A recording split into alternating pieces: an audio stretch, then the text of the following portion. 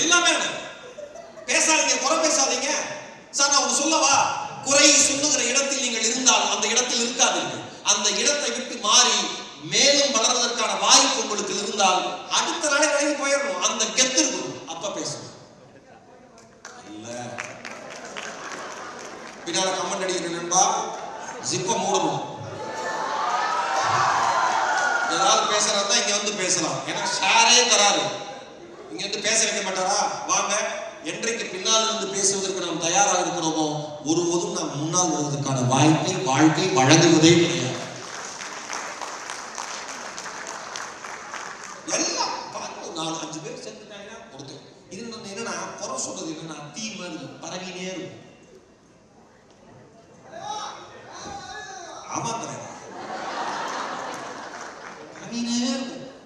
இப்ப எவ்வளவு சந்தோஷமா கைத்தட்டி எல்லாம் லேண்ட் ஃப்ரிட்ஜ். எனக்கு என்ன ஆச்சுன்னா, ஃப்ரிட்ஜா டிவியா வாஷிங் மிஷினா நீயே சூஸ் பண்ணிக்கங்க. இது பெரிய அனௌன்ஸ்மெண்ட், இருக்கிற அனௌன்ஸ்மெண்ட்லயே இது விட வேலை விளக்கி சொல்ல முடியாது. எது வேணுமோ நீங்களே சூஸ் பண்ணுங்க. ஏன்? அவர் வந்து குடும்பத்தின் நிலைமையை உணர்ந்தார். நம்ம ஆம்பளைக்கு ஏதாவது ஒரு பொருள் கொண்டு வீட்டில் கொடுத்தோம்னா இது ஏன்னு கேட்காம ஒரு பொம்பளை வாழ்ந்துதான் சரித்திரமே.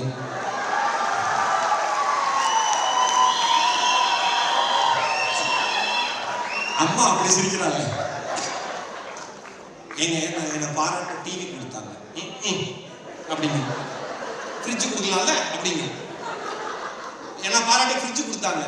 வாஷிங் மிஷின் போச்சுன்னு எவ்வளவு நாளா சொல்றேன். வாஷிங் மிஷின் அது சொல்லு. அவர் ஜெயலலிதா சார் டீமோட யோசிச்சிருக்காரு, எந்த குடும்பத்திலையும் பரிசு கொடுத்து கலவரத்தை உண்டு பண்ண வேண்டாம், அவங்களே சூஸ் பண்ணிடுவாங்க. லேண்ட் அழகாக பாருங்க. இன்னிலிருந்து உங்க மரியாதையை பாருங்க. ஆண்களுக்கு ஜெயிச்ச ஆண்களுக்குலாம் லேண்டை கொண்டு கொடுத்து நான் அச்சீவ் பண்ணிட்டேன்னு சொல்லுங்க. முடிஞ்சு உடனே போட்டோ எடுத்து சொந்தக்காரனுக்கு உங்க பொண்டாட்டி எல்லாரும் கவனிச்சு முதல் நாள் நைட்டு அசிங்கசியமா அவங்க திட்டிருக்கோம். அது எனக்கு தெரியாது.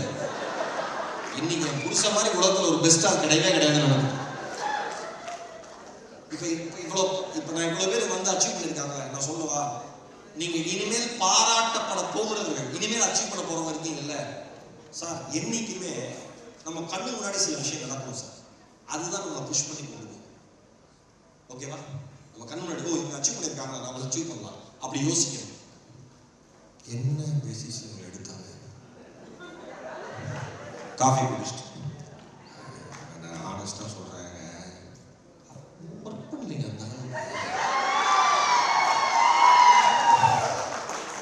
ஒர்க்கே பண்ணலைங்க. நீங்க நம்மள சிசிடிவி பார்க்க சொல்லுங்க. அதே சிசிடிவி பார்த்து தான் செலக்ட் பண்ணிருக்காங்க.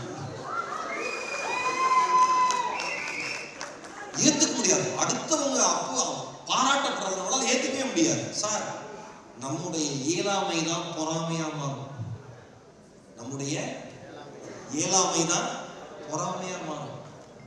ஒன்னால ஒன்று செய்ய முடியலையா, ஒருத்தவன் செஞ்சுட்டானா, ஐயோ அவன் செஞ்சுட்டானேன்னு தோணும். விட்டுருங்க. Gratitude. Back to my point. நன்றி உணர்வோடு இருங்க. முதல் நாள் வேலைக்கு வரப்ப எவ்வளவு உற்சாகமா இருந்தீங்களோ 3 வருஷம் கழிச்சும் அதே உற்சாகத்தோட உங்களால ஒரு காலையில நம்ம ஷோரூம்குள்ள நுழைய முடியுது, நம்ம ஆபீஸ்க்குள்ள நுழைய முடியுதுன்னா நீங்க உங்க ப்ரொஃபஷன்ல சூப்பர் கில்லி. உங்களை அடிச்சுட்டு ஆளே கிடையாது. 1 மாசம் பரபரப்பா வேலை பார்த்துட்டு ஜெயலலிதா சலானி சார்க்கே தோணிடும், ஒய்யோ யாராங்க இவன், போதுண்டா நமக்கு, காப்பாத்திடுவான் கம்பெனியை. 1 மாசம் முடிஞ்சோட அவருக்கு மறுபடியும் அதே தோணும், இவன் இருந்து கம்பெனியை காப்பாற்றலாம் போதும். அப்படி ஆயிடக்கூடாது. அதான் நம்ம ஒரு கிராமத்தை பக்கம் சொல்லுவோம், கழுத தேய்ச்சி கட்டரும்பாச்சு. அது சாதாரணமா சொல்லிட்டு போயிருவாங்க. ஏன்னா அப்படி இருந்தவன் தான் இப்படி ஆயிட்டான். ஏன்? எல்லாரையும் பாக்குறது, நம்ம சுத்தி இருக்கிறவங்களும் விடுறது கிடையாது. அதுவா இதுவா அப்படி இப்படி நமக்கு இது இல்ல அது இல்ல. குறைகளே சொல்லாதீங்க. குறைகளை சொல்லுகிற இடத்தில் நீங்கள் இருக்கிறீர்களா, தீர்வை சொல்லுகிற இடத்தில் நீங்கள் இருக்கிறீர்களா, இதை பொறுத்து உங்க வாழ்க்கை மாறும். கிராட்டிடியூட், நன்றி உணர்வோடு இருங்க. அடுத்து ஆப்பர்ச்சுனிட்டி, கிடைக்கிற வாய்ப்பை பயன்படுத்தி கொண்டே இருங்கள். இதுதான் டார்கெட். இது அச்சீவ் பண்ணா இது உங்களுக்கு கிடைக்கும்னா அந்த ஆப்பர்ச்சுனிட்டியை மிஸ் பண்ணாதீங்க, ஓடுங்க. மனுஷனை தவிர இறைவன் படைத்த இயற்கை படைத்த அத்துணை உயிரினங்களுமே தனக்கு கிடைத்த வாய்ப்பை சரியாக பயன்படுத்திக் கொள்கிறது. எறும்பு அதுக்கான உணவை சுமந்துட்டு வரிசையா போகும். இந்த மனுஷ பையன் மாதிரி ஒரு அல்ப பையன் உலகத்துல ஒரு பையன் அந்த வரிசையா போயிட்டு எறும்புக்கு நடுவில் ஒரு கோட்டை போட்டு விடுவான். அது வரைக்கும் போய் முட்டிக்கிட்டு எவனோ ஒரு நாதாரி கோட்டை போட்டிருக்கேன் நாம திரும்பி வரும். அதை பார்த்துட்டு இந்த எருவம் மட்டுக்கு அவ்வளோ சந்தோஷம். சக்சஸ். வரிசையா போறீங்க. ஏன்னா எங்களுக்கு வரிசையா போனதான் வாழ்க்கையிலே கிடையாது. ரெட் சிக்னல் போனதான் பரப்பிட்டு போவான் ரோட்ல. ஏன்னா அந்த மாதிரி சிஸ்டம் நமக்கு. ஆனா அந்த எறும்பு அந்த செகண்ட்ல திரும்பி வருமே ஒழிய அடுத்து வேற எந்த வழியில போகலான்னு யோசிச்சுட்டே இருக்கும். என் நண்பர் ஒரு ஸ்டேட்டஸ் போட்டிருந்தாரு, எனக்கு அமைச்சிருந்தாரு, ஒரு பதிவு அமைச்சிருந்தாரு, ரொம்ப பிடிச்சிருந்தது. எனக்கு கூகுள் மேப் ரொம்ப பிடிக்கும் அமைச்சிருந்தார். ஏன்னா ஒருபோதும் அந்த டெஸ்டினேஷனை ரீச் பண்ண முடியலன்னா ரீகால்குலேட்டிங் மேப் மறுபடியும் வேறு வழியை யோசித்து கொண்டே இருக்கும். எந்த மனிதன் இலக்கை அடைய முடியவில்லையோ அந்த மனிதன் அதை அடைவதற்கான மாற்று வழியை யோசித்தால் அவனே வாழ்க்கையில் சாதனையாளனாக மாறுகிறான். ஆப்பர்ச்சுனிட்டி, வாய்ப்பை பயன்படுத்திக் கொள்ளுங்கள், வாய்ப்பை உருவாக்கி கொள்ளுங்கள். ஒரு ஷோரூம்ல 10 பேர் வேலை செய்றீங்களா, ஒரு ஆபீஸ்ல 10 பேர் வேலை செய்றீங்களா, உங்களை நீங்கள் தனித்துவமாக காண்பிப்பதற்கான அடையாளத்தை உருவாக்கி கொள்ளுங்கள். சிரித்த முகத்தோட எப்பயுமே எப்படி சார் இருக்கிறது? அது ஒரு ஆர்ட். சேல்ஸ் அண்ட் மார்க்கெட்டிங்ல இருக்கிறவங்களுக்கு அந்த ஆர்ட் தெரிஞ்சிருக்கணும். ரொம்ப ரொம்ப முக்கியம். சார் வீட்ல 1000 பிரச்சனை சார், இங்க எப்படி சார் வந்து சிரிக்க முடியும்? அப்ப வராத. நல்லா இருக்கும் கம்பெனி, கிளம்பிடு, ரொம்ப நல்லா இருக்கும் சார். அது வேற லைஃப், இது வேற லைஃப் சார். அந்த லைஃப் ரன் ஆகிறதுக்கு இந்த லைஃப்ல நீங்க ஒழுங்கா இருக்கணும். நல்லா ஞாபகம் வச்சுங்க. இங்க எல்லாருக்குமே சம்பாதிக்கிற ஆண் பெண் தேவை. சம்பாதிக்கிற சக்சஸ்ஃபுல்லா இருக்கிற ஆண் பெண்ணை அந்த குடும்பம் மதிக்கிறது. ஓகேவா? எந்த குடும்பம் பிரச்சனையா இருக்கோ அந்த குடும்பத்துக்கு போய் இன்னைக்கு நான் ஷேர் வாங்கிட்டேன், இன்னைக்கு நான் லேண்ட் வாங்கிட்டேன்னு சொல்லி பாருங்க. நேற்று வரை அவர்கள் பார்த்த பார்வை வேறு, இன்று முதல் அவர்கள் உங்களை பார்க்கிற பார்வை வேறு. நீங்கள் அடைந்த சாதனை உங்களுக்கு எதிரான சத்தத்தினுடைய அளவை குறைத்துக் கொண்டே இருக்கும். நீங்கள் அடைந்த சாதனை உங்களுக்கு எதிரான சத்தத்தினுடைய அளவை, அந்த சவுண்டை குறைச்சிட்டே இருக்கு. ஆப்பர்ச்சுனிட்டியை பயன்படுத்துங்க. ஷேர் கரண்ட் சொல்லிட்டாரா, எப்படி அதை அச்சீவ் பண்ண முடியும்? யோசிங்க. 2500 கோடி இருந்து 15000 கோடி போறாங்களா, அப்ப நம்ம ஷேர் வேல்யூ என்னவா இருக்கும்? யோசிங்க, கனவு காணுங்க, வாய்ப்பை பயன்படுத்தி மேல வாங்க. அடுத்தது என்ன? L, learning. ரொம்ப முக்கியம். பல பேரு ப்ராடக்ட் நாலேஜே இல்லாம அடிச்சு விடுறது.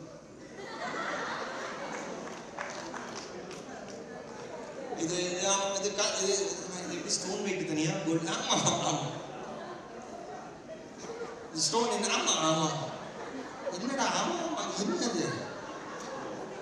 இல்ல அது நல்லா இருக்கும். போட்டு பாருங்க, நல்லா இருக்கும். நல்லா இருக்கு சார், நல்லா அருமையா இருக்கு மேடம். எடுக்க சொல்லுங்க சார். அவன் புருஷன் பார்க்கலாம், என் பொண்ணாடி நல்லா இருக்கும், நீ சொல்ற. லேர்னிங் ரொம்ப முக்கியம். Daily news.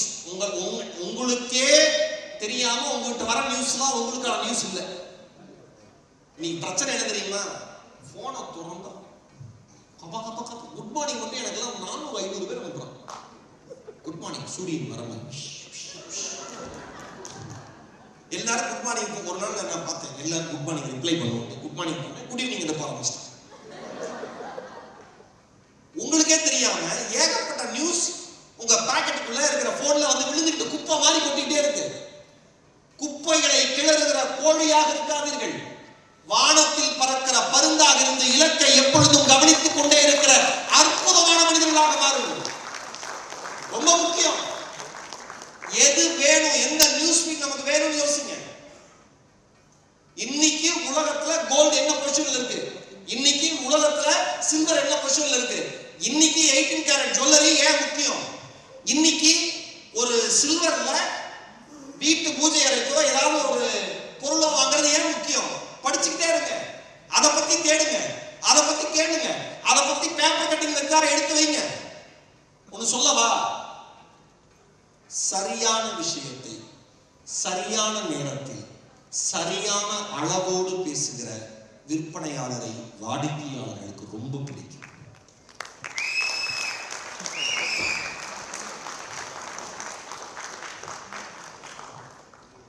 அவன் மோதிரம் பார்க்க வந்தான்னா முதல்ல மோதிரத்தை காமிக்கணும். அவன்கிட்ட மோதக்கூடாது. இங்க வாங்க பிரேஸ்லெட் மோதிரம் காமிடா. என்னன்னா எப்படி கூட்டு போயிருக்காங்க சில கடையில மோதிரம் அப்புறம் பார்க்கலாம் வாங்க, ஆரம் பாருங்க. மோதிரம் என்ன சைஸ், ஆரம் என்ன சைஸ், ஆரத்தை காமி, உன் ஆர்வத்தை காமிக்காங்க. அப்புறம் நகைச்சீட்டு போடுறதுக்கு இருக்கா, கோல் சர்வீஸ் இருக்கா, தலையை சொல்லி நிக்கிறது சீட்டு நல்லா யூஸ்ஃபுல்லா இருக்கும் உங்களுக்கு. மனசுக்குள்ள போட்டுடுறா டார்கெட்ரா போட்டு டார்கெட். அவர் சொல்றாரு சார் ஒரு 5000 ரூபாய் மாசம். அவரே அதாவது அவர் பொண்டாட்டி பேச்சையே கேட்கறாங்க. முதல் முறையா உங்க பேச்சுக்கு ஒரு ஆள் மனசு இறங்கி வந்து 5000 ரூபாய் சீட்டு போடுறாங்கிற மாசம். என்ன பண்ணணும், புத்திசாலித்தனமா டப்புன்னு க்ளோஸ் பண்ணிடணும். நாம ரொம்ப அதி மேதாவித்தனமா கோல்டு ரேட் ஏறிட்டே இருக்கு. நீங்க இவ்வளவு பார்த்தீங்கன்னா ஒரு பொன் கூட வாங்க முடியாது சார். அப்ப என்ன பண்றோம்னு அவர் கேட்கிறார். நீங்க வந்து ஒரு 10,000 ரூபாய் போடுங்களேன். அவன் யோசிக்கிறான். அப்ப யாருக்கு அந்த நார்த் இந்தியாவில் ஃபோன் கால் பேசுறது? அப்ப அவன் யோசிக்கிறான், சரி 5000 ரூபாய் சேர்த்துனா ஒரு பொன் கூட வாங்க முடியாது, 10,000 ரூபாய் சேர்க்கிற அளவுக்கு நமக்கு வசதி இல்லை, தேங்க்யூ சார், யோசிச்சு சொல்றேன். இந்த பர்ஸை மூடிட்டு இருந்தோம்னா காசு தானா விழுகும் சார். நம்ம ஒரு வாலெட் வச்சிருக்கோம், பர்ஸ் வச்சிருக்கோம், எப்ப பணம் தேவையோ அப்பதானே எடுப்போம். கரெக்டு தானே? சும்மா எப்படி காமிச்சுனே போயிடலாம். கரெக்டா? அதே மாதிரி எவனுக்கு என்ன தேவையோ அதெல்லாம் தரணும். சில பேர் பார்க்குறேன் சார், ஓகே சார் தேங்க்யூ. சில பேர் பார்க்குறேன் பாருங்க பிடிச்சு சார் பாருங்க சார், சரி பாருங்க சார். அப்புறம் அதுக்கு கிஃப்ட் ஏதாவது இருக்கா நம்மகிட்ட? இல்லைங்க, இல்லைன்னா அந்த கிஃப்டை பெருசாக சொல்லிட்டு இருப்பாங்க. இது சீட்டு இப்போ போட்டிங்கன்னா உங்களுக்கு குக்கர் தருவோம். அந்த அம்மா சொல்லுது என் புருஷனே ஒரு கூடு கட்ட குக்கர் தான். சிம்பிளா சொல்லு, ஜென்யூனா சொல்லு சார். உங்க நீடு என்ன, அழகா பேசுங்க. இன்னைக்கு இருக்கு சேவிங்ஸ். நான் சொன்ன மாதிரி உங்களை நீங்க வித்துருங்க, அப்புறம் வர சேல்ஸ் எல்லாமே ஈஸியாயிடும் சார். உங்க சொல்லவா, ஒரு கஸ்டமர் ஒருத்தர் பிடிச்சிருச்சுன்னா, ஒரு சேல்ஸ்மேன் பிடிச்சிருச்சுன்னா, நம்ம ஷோரூம்குள்ள வரப்ப யாரை தேடுவாங்க? அவங்கள தான் தேடுவாங்க. இன்னொரு சேல்ஸ் பர்சன் அட்டெண்ட் பண்ணா கூட அவங்க என்ன சொல்றாங்க, பேர் சொல்லி சதீஷ் இருக்காரா உதாரணத்துக்கு சொல்றேன், ராஜாராம் இருக்காரா உதாரணத்துக்கு சொல்றேன், சௌமியா இருக்காங்களா உதாரணத்துக்கு சொல்றேன். இப்படி கேட்கறாங்களா? ஏன் அப்ப நம்ம போய் கேட்கறோம். நமக்கு அப்படியே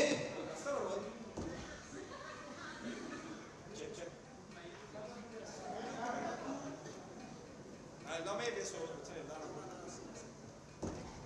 பேட்டரி பிரச்சனை. ஒரு கஸ்டமர் உள்ள வந்தோனேயுமே ஒரு கஸ்டமர் உள்ள வரப்பே இந்த கஸ்டமர் வாங்கிடுவார் போல இருக்குன்னு நேரா ரிசீவ் பண்ண போவோம். நுழைஞ்சோன்னு அவர் கேட்கிறார், மகேஷ் இருக்காரா? அவர்கிட்ட தான் நான் ரெகுலரா வாங்குவேன். டம்முன்னு பல்ப். அவர் இன்னைக்கு வீக் ஆஃப் தெரியும், அவர் இன்னைக்கு வீக் ஆஃப் அப்படின்னு அந்த கஸ்டமர் சொல்றாரு, அப்ப நான் நாளைக்கு வரேன். அந்த அளவுக்கு நீ க்ளோஸ் இல்லைன்னா ஒரு ஃபோன் பண்ண தரீங்களா, பேசுறேன், இப்படிலாம் கேட்பாங்களா? அவங்க சொல்லவா, நீங்கள் இருக்கிற பொழுதே உங்கள் நண்பரை ஒருவர் தேடி வந்தால் நீங்கள் சொல்லக்கூடிய வார்த்தை என்ன தெரியுமா இருக்கணும்? சார் அமேசிங் பர்சன் சார், என்னோட ஃப்ரெண்டு தான், ஜஸ்ட் அ மினிட் சார், நான் அவரை கூப்பிடுறேன். அந்த வார்த்தை நீங்க சொல்லிட்டீங்கன்னு வச்சுக்கோங்க, ஒரு நிமிஷத்துல அந்த கஸ்டமர் உங்க கஸ்டமரா மாறிடுவாங்க. ஆனா நாம வைத்தறிச்சல்லையே அலையிறது. ஐயோ ஆரம்பம் வாங்கிட்டாளா போச்சு, என்ன சின்னதா வாங்குவான்னு நினைச்சா வாங்கிட்டே இருக்குது பொம்பளை. எப்படி லேர்னிங், சின்ன சின்ன லேர்னிங் தான் சார். சேல்ஸ்க்கு ஒரு தனியா ஒரு சிஸ்டம் இருக்கு நம்ம ஸ்டாஃப்ஸ்க்கு. சார் சேல்ஸ் மார்க்கெட்டிங் ரெண்டு வேற வேற. நிறைய பேர் சேல்ஸ் மார்க்கெட்டிங் ரெண்டு ஒண்ணு நினைச்சிருக்கிறதா இருக்காங்க. எனக்குலாம் அப்படி இதேமே வெடிச்சிடும். அது ஒரு ஆர்ட். அது எப்படி பேசணுங்கிற கஸ்டமர். ஓகேவா? லேர்னிங் கத்துக்கிட்டே இருக்கு. எப்பயுமே எதையாவது ஒன்று கத்துக்கிட்டே இருக்கு. உங்களுக்கு இங்கிலீஷ் சரியா வரலையா, சும்மா யூடியூப்ல அத்தனை இங்கிலீஷ் கோர்சஸ் இருக்கு, ஆன்லைன்ல ஃப்ரீயா கத்துக்கலாம். கத்துங்க. ஹிந்தி கத்துக்கணும் நீட் இருக்கா, கத்துக்கோங்க. ஆல்ரெடி உங்க தாய்மொழி ஒண்ணு இருக்கு, தமிழ் எல்லாம் ஏதோ ஒரு வரலையோ சரியா தெரியலையோ அந்த மொழியை கத்துக்கோங்க. ஏன்னா பேசுறது ரொம்ப ரொம்ப முக்கியம். நம்ம வியாபாரத்துக்கு லேர்னிங் ரொம்ப ரொம்ப முக்கியம். கிராட்டிடியூட்ல ஆரம்பிங்க. நன்றி உணர்வோடு உங்களுடைய ஒவ்வொரு நாளையும் துவங்குங்கள். ஆப்பர்ச்சுனிட்டி எதிர்பார்த்து காத்துக்கிட்டே இருங்க. டெய்லி லேர்ன் பண்ணிக்கிட்டே இருங்க. டி என்னவா இருக்கும்? Dedication, development, discipline, determination, responsibility. அது இங்கிலீஷ் ஸ்பெல்லிங் தப்பு, பரவாயில்ல.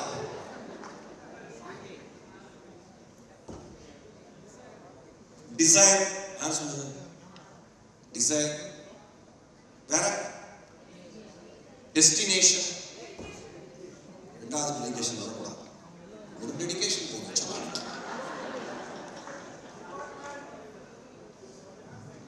எல்லாம் சொன்னீங்க. டிட்டர்மினேஷன் ஓகே தர. எனக்கு ரொம்ப பிடிச்ச வார்த்தை டிசிப்ளின். ஒரு சின்ன சின்ன விஷயம் மட்டும் சொல்றேன். நீங்க எவ்வளவு பெரிய திறமைசாலியாக இருந்தாலும் டிசிப்ளின் இல்லைன்னா one of the failure person. எவ்வளவு பெரிய திறமைசாலியாக இருந்தாலும் அருள்வேல் சார் கூப்பிட்டு, சார் எத்தனை மணிக்கு நான் இருக்கிறேன், இளையராஜா சார் கேட்கிறேன், சார் 3:30 இருக்கணும்னா, சார் நான் 3:30 வந்துடுறேன் சார். அது என்னோட டிசிப்ளின். ஏன்னா என் பேராசிரியர் அப்படிதான் சொல்லி வளர்த்துருக்காரு. உன்னை வர சொன்ன இடத்தில் அந்த குறித்த நேரத்துக்கு நீ போயிடணும்.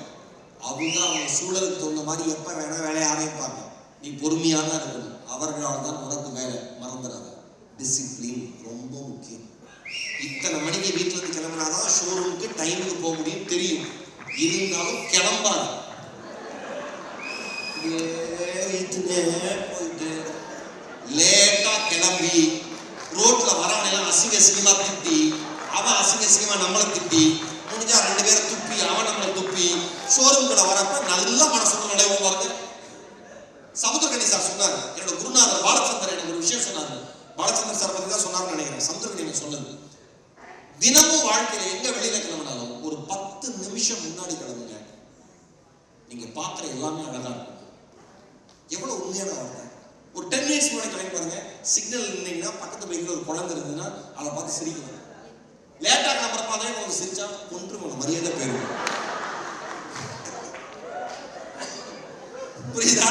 அப்படிதான். அப்புறம் அவசரமா அப்படி கட் பண்ணி போய் ஒரு இடத்துல பரப்பிட்டு விழுந்து ஆக்சிடென்ட் போய் சொல்லிருக்கோம். உண்மையாலே ஆக்சிடென்ட் ஆகி. ஏன்?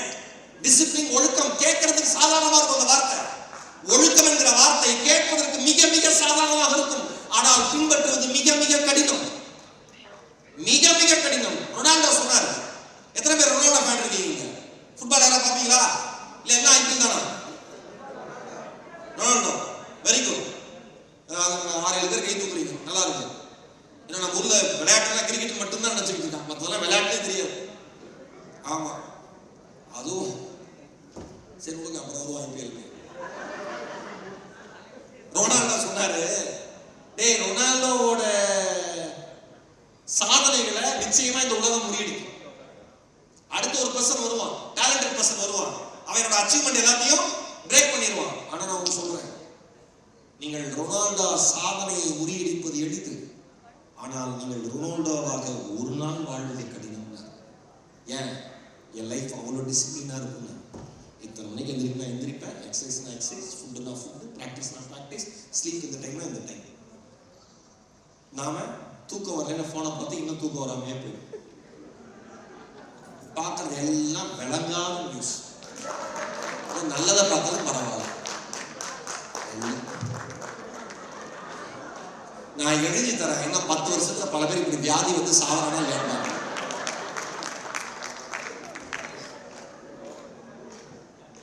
டிசிப்ளின், ஒழுக்கம் சாதாரண விஷயம் இல்ல.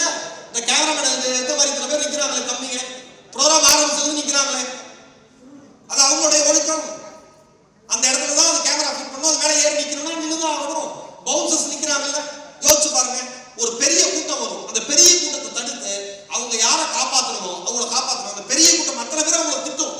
ஆனா அவங்க வேலை என்ன? யார் காப்பாற்றணுமோ அவங்களை காப்பாற்றுறது ஒழுக்கம். ஒரு செக்யூரிட்டி நிப்பாரு ஹைவேல, மோட்டல்ல ஏதோ ஒரு ஹோட்டல் இருந்துன்னு வச்சுக்கலேன். ஹைவேல போறப்ப ஒரே ஒரு மனுஷன் விசில் ஊதிட்டு கொடியை காட்டிட்டு உள்ள வாங்க கூப்பிடுவாங்க. சாப்பிட பார்த்துருக்கீங்களா? நாங்களே எத்தனை தடவை ஹைவேல கடந்து போயிருக்கோம். ஒரு நாள் கூட அந்த மனுஷன் வராத கஸ்டமர் எண்ணி கவலைப்பட்டதே இல்லை. வருகிற கஸ்டமருக்காக அந்த கைகள் ஆடிக்கொண்டே இருக்கும், அழைத்துக் கொண்டே இருக்கும். அவன் தான் வாழ்க்கையில் வெற்றி பெற தகுதியான மனிதன். அவ்வளவு சக்சஸ்ஃபுல் மேனா, அவ்வளவு சம்பாதிக்கிறாங்களா? அதெல்லாம் கிடையாது. அவன் மேலே ஒழுக்கமா இருக்கானா? முடிஞ்சது. ஒழுக்கமா இருங்க. டிசிப்ளின்ங்கிறது கேட்க ஈஸி, ஃபாலோ பண்றது ரொம்ப ரொம்ப கஷ்டம். ஒரு நாளைக்கு 100 பக்கங்கள் படிக்க வேண்டும் என்பது என்னுடைய இலக்கு. படித்தே தீர்வு. ஒரு நாளைக்கு 100 பக்கம் படிக்கணும். படிச்சது ஏதாவது ஒரு நாள் தவறுச்சுனா அந்த கில்ட் என்ன கொன்றும். நிறைய பேர் கேட்பாங்க, எப்படிங்க இவ்வளவு பேசுறீங்க, எப்படிங்க இப்படி தெரியுது, எப்படின்னா இப்படி தெரியுது? படி. உட்காந்து நோண்டினே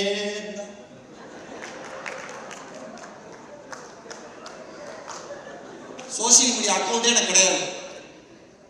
என்னோட ஒரே சோசியல் மீடியா வாட்ஸ்அப் தான். அன்னைக்கு ஒரு இன்ஸ்டாகிராம்ல எனக்கு மெசேஜ் பண்ணிட்டு நீங்க ரிப்ளை பண்ணலன்னு கேட்கறாங்க. டே அக்கௌண்டே என்னோட இதுடா.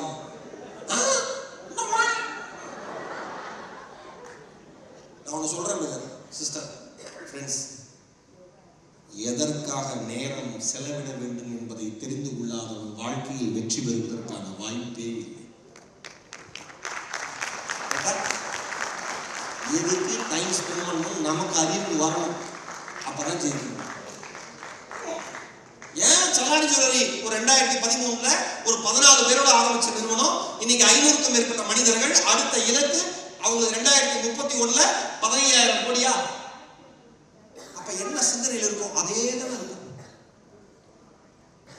நமக்கு எப்ப ஓபி அடிக்கலாம், எப்படி பிரேக் இழுக்கலாம், எப்படி சோகமா மூஞ்ச வச்சுக்கலாம். எனக்கு இந்த சிம்பதி கிரியேட் பண்றவங்கள பார்த்தா செவுள்ளே உடனே சில பேர் கூப்பிடுங்க, சில பேர் வந்து பேசுறேன். சார் சொல்லுங்க. அவர் சொல்றாரு, உள்ள இருக்கிறது எல்லாமே எப்படின்னு சொல்றீங்க சார், சொல்லுங்க சார் அப்படின்னு சில பேர் வருவாங்க. சில பேரை வான் பண்ணுங்க, சொல்லுங்க சார், நம்மளை சாவடிச்சிடணும். நீ யார் கூட பழகக்கூடாதுங்கிறதுல தெளிவா இருந்துட்டாலே நீ நல்லா இருப்ப. நான் அடிக்கடி சொல்லுவேன், எது தேவைன்னு தெரிஞ்சுக்கிறது முக்கியமே இல்லை. எது தேவைன்னு தெரிஞ்சுக்கிறது முக்கியமே இல்லை. எதெல்லாம் தேவையில்லைன்னு தெரிஞ்சுக்கிறது தான் நம்முடைய தேவையே. நம்மள ஸ்பாயில் சார். நான் சொல்லவா, உங்களோட பழகிற 5 பேரோட ஆவரேஜ் தான் சார் நீங்க. உங்களோட பழகிற 5 பேரோட ஆவரேஜ் தான் நீங்க. அதனால பாருங்களேன், ஓபி அடிக்கிறவனோடய சுத்துவான், சீரியஸா வேலை பார்க்கறவனோடய சுத்துவான், நேஷனல் இன்ஸ்ட்ருமெண்ட் ஜிங்ஜாம் போடுறவன் அவனோடய சுத்துவான்.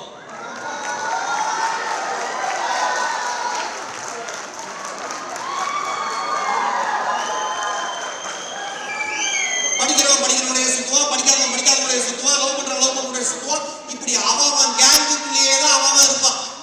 நீங்க நல்லா புரிஞ்சுக்கோங்க. என்னுடைய நண்பர்கள் அத்தனை பேரும் எப்பொழுதுமே என்னை விட வயதில் மூத்தவர்கள். சலைய சார் பாக்குறேன்னா பேசுறேன்னா அவருக்கும் 4 விஷயம் மெசேஜ் எடுத்துப்பேன். வரதராஜன் சார் பேசுறேன்னா 4 மெசேஜ் எடுத்துப்பேன். டைரக்டர்ஸ் 3 பேரை மீட் பண்றேன்னா 4 மெசேஜ் எடுத்துப்பேன். இளையராஜா சார் பேசுறாரா 4 மெசேஜ் எடுத்துப்பேன். ஏன்? உன்னை விட திறமையானவர்களை நீ உன் பக்கத்திலேயே வைத்துக் கொண்டிருக்கிற பொழுது உனக்கே தெரியாமல் உன் திறமையும் வளர்க்கப்படும் என்பதில் நீ கவனமாக இரு. சினிமா பத்தி பேசுற பழகம்னா சினிமா பத்தியே பேசுவான். தங்கத்துக்கு சினிமாவுக்கு 10 பைசா சம்மந்தம் இல்லை. இந்த ரூமர் பேசுற ரூமரே பேசுறீங்கன்னா நீங்க 10வது தடவை ரூமர் பேசுவீங்க. தெரியுங்களா? புதுசா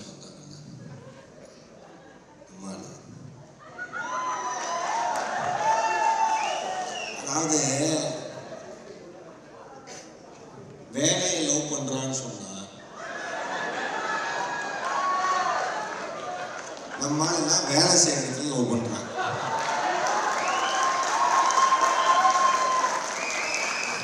நான் என்ன சொல்றேன், நீ என்ன கர்ப்பத்தை வேணா பண்ணு, என்ன வேணா பண்ணு, ஆனா சலானுக்கு வெளியில சலானி யூனிஃபார்ம் இல்லாம பண்ணு.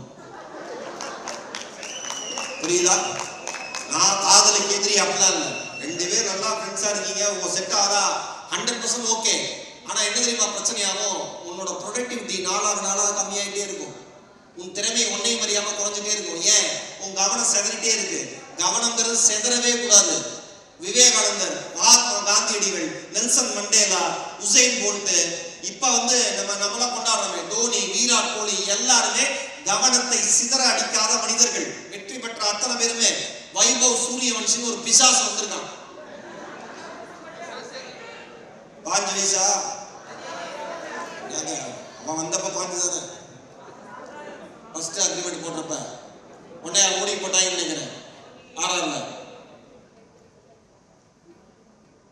பும்ரா அந்த ஓடி வந்தாலே ஏத்த பேட்டிங் இருக்கு. வைத்தக்கடை எங்க போடுவாங்க இல்லையே, யாருக்கு எப்படி வரும் இல்லையே.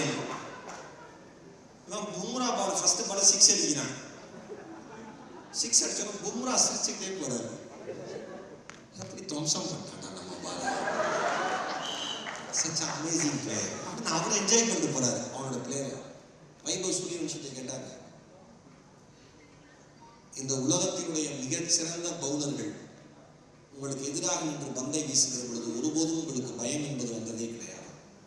வைபவ் சூரியவன்ஷி சொன்னாப்புல, எனக்கு பயம் என்பது கிடையாது. அப்படியா? உண்மையா? உண்மை. ஏன்னா யார் பந்து வீசினாலும் நான் எப்பயுமே பார்க்கறது இல்லை, பந்து எங்கிருந்து வருதுன்னு மட்டும்தான் பார்க்கறேன்.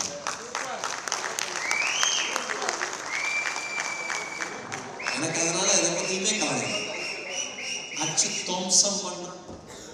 நாம டிவி உட்காந்து இந்த பால அவன் தொட்டான், நல்ல கேட்ச் விட்டான். ஐயோ, ஒவ்வொரு மேட்சும் இதேவா பண்றான். யார்? இவரு பார்க்கிற தொழிலேயே ஒன்னுத்தையும் அவர் பார்க்கிற தொழில என்னத்தை இவர் சொல்றாரு. அப்ப இவர் என்ன தெரிஞ்சிருக்கு. ஏன்? யாருடைய திறமையும் பார்த்து இடை போடுவதற்கு நீ ஒரு ஆள் அல்ல. ஏன்? அவர்கள் வாழ்க்கையை நீ வாழாதவரை யாரை பற்றி பேசுவதற்கு உங்களுக்கு தகுதியே கிடையாது என்பதை நம்புங்கள். பேசாம வேலை செய்கிற இடத்தில் வேலையை மட்டும் பேசுகிறவன் அந்த வேலையை காதலிக்கிறான். எந்த மனிதன் வேலையை காதலிக்கிறானோ சில ஆண்டுகளில் அந்த வேலை அவனை காதலிக்கிறது. எந்த மனிதனுடைய வேலையை அந்த வேலை காதலிக்கிறதோ அந்த மனிதன் அந்த நிறுவனத்தினுடைய உச்சாணி கொம்பில் ஒரு நாள் அமரப் போகிறான். அந்த இண்டஸ்ட்ரியை ரூல் பண்ண போறான்.